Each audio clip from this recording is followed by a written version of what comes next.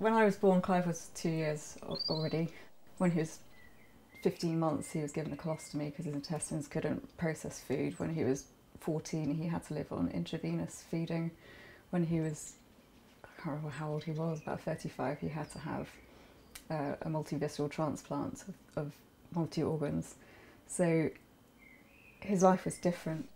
It was 2016, the first letter from the DWP that he received. The letter was a letter that referred to them investigating fraud and gave him 7 days in which to respond. Otherwise, there was a threat that they would involve the police, possibly the Crown Prosecution Service, and inviting him to an interview, which was scheduled for about 6 weeks later. He was incredibly anxious, as anyone would be with that sort of threat, and the letter really sort of suggested that he was guilty unless he proved himself innocent. He did turn up at the interview 6 weeks later, and the solicitor went in to speak to whoever it was at the DWP, and very quickly, probably within a half an hour, ascertained that it was a complete erroneous letter and that they'd just made an admin error. Something altered in his mind and he started to believe the accusations and really thought that he deserved the worst and thought that he deserved to die, thought he was going to bring his family down with him.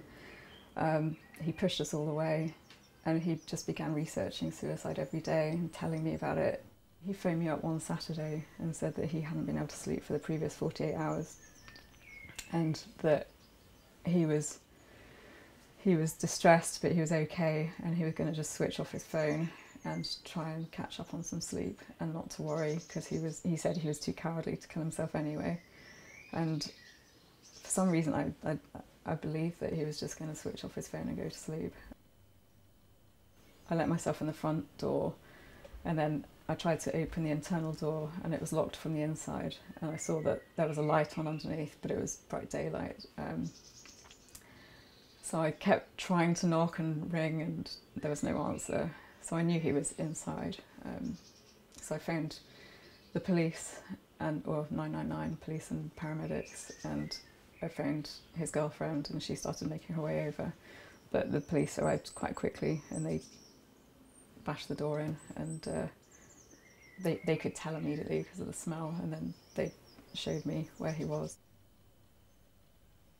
I think it's completely unnecessary to send out letters that accuse someone as though they are a criminal.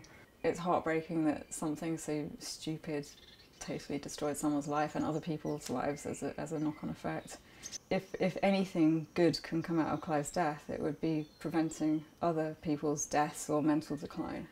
So I suppose I would urge anyone in similar circumstances to think that if change can be made, then it's worth doing.